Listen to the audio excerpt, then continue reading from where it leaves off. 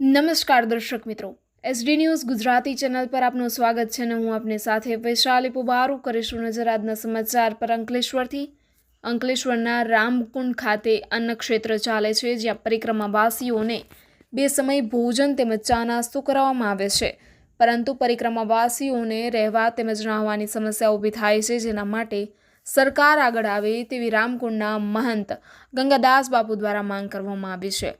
નર્મદા વિશ્વની એકમાત્ર એવી નદી છે કે જેની પરિક્રમા કરવામાં આવે છે। દર વર્ષે 3 લાખથી વધારે શ્રદ્ધાળુઓ મધ્યપ્રદેશમાં આવેલા માં નર્મદાના ઉદ્ગમ સ્થાનથી નર્મદાની અતિ કઠિન ગણાતી પરિક્રમાનું પગપાળા પ્રારંભ કરે છે।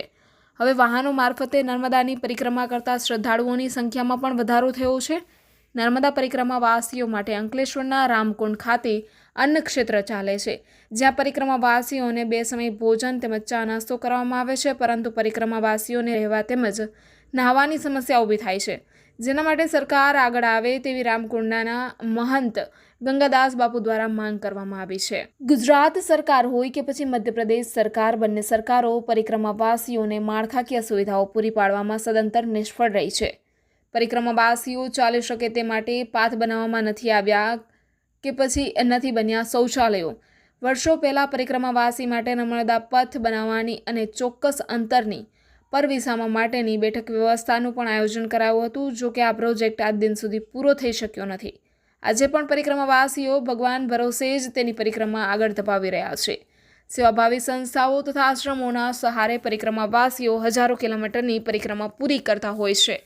પરિક્રમાવાસીઓ ક્યારેક કોઈના ઘરના ઓટલા ઉપર રાત ગુજારે છે, તો ક્યારેક મંદિરોમાં, મઠ કે આશ્રમોમાં આશરો લેતા હોય છે। Reporter Humed Saiyed, SD news Gujarati, Ankleshwar. જય શિયારબ, નર્મદે હર।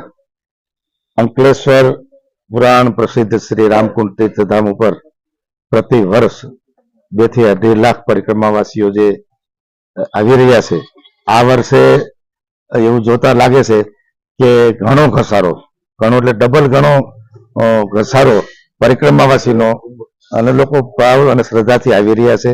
અને ખાસ તો રામકુંડ આપણા અંકલેશ્વરમાં પુરાણ પ્રસિદ્ધ છે પરિક્રમા માર્ગમાં, તો રામકુંડ ઉપર રાત્રિ રોકાણ કરે છે, વિસામો લે છે। અહીંયા મારા રામજી 2 ટાઈમ એમને ટુકડો આપે છે અને અન્ન ક્ષેત્ર આપણું ચાલુ જ છે અવિરત, અને એમને માટે ચા પણ પાણી પણ 2 ટાઈમ આપણે આપીએ છીએ। પણ એમને અસુવિધા એવી ઊભી થાય કે માનો કે કોઈ રાત્રે 1000 આવે, ક્યારેક 500 આવે, ક્યારેક 1500 આવે, એમને માટે નાવા ધોવાની અને એમના ટોયલેટ બાથરૂમની થોડીક અસુવિધા થાય છે।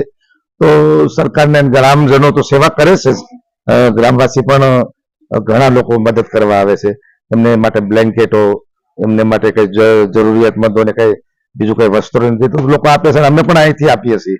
પણ મારો કહેવાનો ભાવાર્થ એ છે કે હજી પણ સંડાસ બાથરૂમ જો વધારે રામકુંડ તીર્થ ઉપર બને તો આ લોકોને જે અસુવિધા થાય છે એ ન થાય।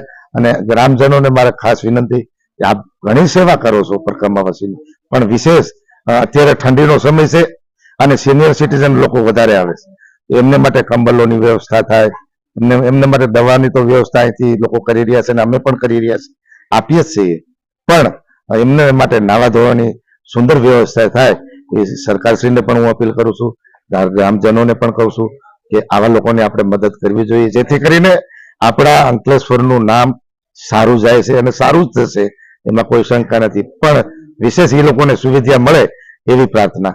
જય સિયારામ।